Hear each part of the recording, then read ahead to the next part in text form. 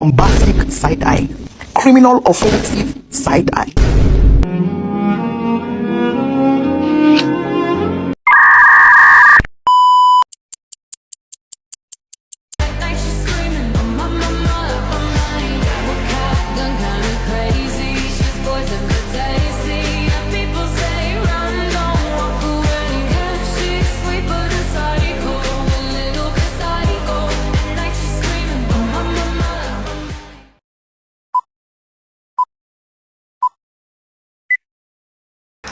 Halo semuanya, Assalamualaikum warahmatullahi wabarakatuh. Bagaimana kabar kalian adik-adik? Kakak harap kalian sehat-sehat ya, agar kalian dapat menyimak video kakak dengan baik. Sebelumnya izinkan kakak perkenalan terlebih dahulu ya. Nama kakak Rika Maharani. Jadi adik-adik, pada kesempatan video kali ini kakak akan menerangkan kepada kalian apa itu surat pribadi dan surat dinas. Sebelum menyimak video kakak selanjutnya, kakak menjelaskan sedikit ya, apa sih surat pribadi dan surat dinas? Nah, surat pribadi adalah jenis surat yang dibuat oleh seseorang atau individu dan ditujukan kepada orang lain untuk kepentingan personal atau kekeluargaan. Sedangkan surat dinas disebut juga surat resmi yang dikeluarkan oleh suatu instansi, organisasi, atau perusahaan untuk keperluan formal atau kedinasan. Selanjutnya, pengertian kesimpulan dari surat pribadi dan surat dinas.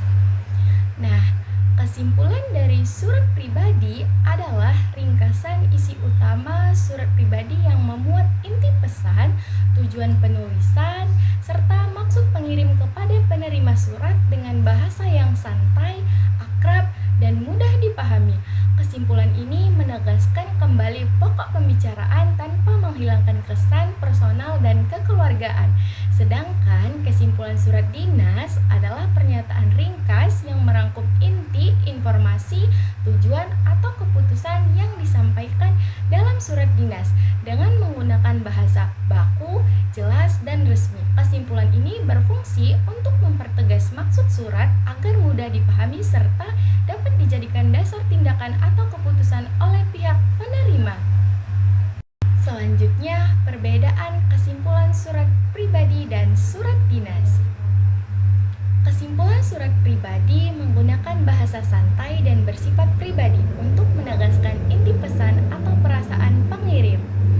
Selanjutnya, kesimpulan surat dinas menggunakan bahasa baku dan resmi untuk menegaskan inti informasi, keputusan, atau permintaan secara formal. Selanjutnya, langkah-langkah kesimpulan surat pribadi dan surat dinas. Surat pribadi yang pertama itu membaca seluruh isi surat dengan seksama. Yang kedua, menentukan tujuan penulisan surat. Yang ketiga, menemukan pokok-pokok isi surat. Yang keempat, mengabaikan detail tambahan. Dan yang terakhir, merumuskan kesimpulan dengan bahasa sederhana. Selanjutnya, surat dinas. Yang pertama, membaca surat secara teliti, dan yang kedua, mengidentifikasi tujuan surat. Yang ketiga, menentukan informasi penting. Yang keempat, memperhatikan bahasa dan istilah resmi. Dan yang terakhir, menyusun kesimpulan secara ringkas dan formal. Slide selanjutnya, tujuan dari kesimpulan surat pribadi dan surat dinas. Tujuan kesimpulan surat pribadi yang pertama, mengetahui inti pesan, penulisan kabar, perasaan, permintaan, atau cerita utama secara ringkas, memudahkan menjelaskan isi surat kepada orang lain atau saat menjawab pertanyaan tugas tentang surat tersebut. Nah, selanjutnya, tujuan kesimpulan surat dinas. Yang pertama, menangkap maksud resmi surat, misalnya pemberitahuan, undangan, permohonan, tugas, dalam dua kalimat yang jelas, membantu pengambil keputusan pegawai cepat memahami hal penting tanpa membaca semua detail administratif surat. Slide selanjutnya, struktur kesimpulan surat pribadi dan surat dinas. Surat pribadi adalah satu kalimat yang membuat pengirim, penerima, boleh tidak disebut semua dan pokok isi yang bersifat pribadi seperti kabar, perasaan, permintaan, atau cerita utama. Contoh polanya, seperti surat pribadi dari A kepada B berisi inti kabar permintaan dan cerita.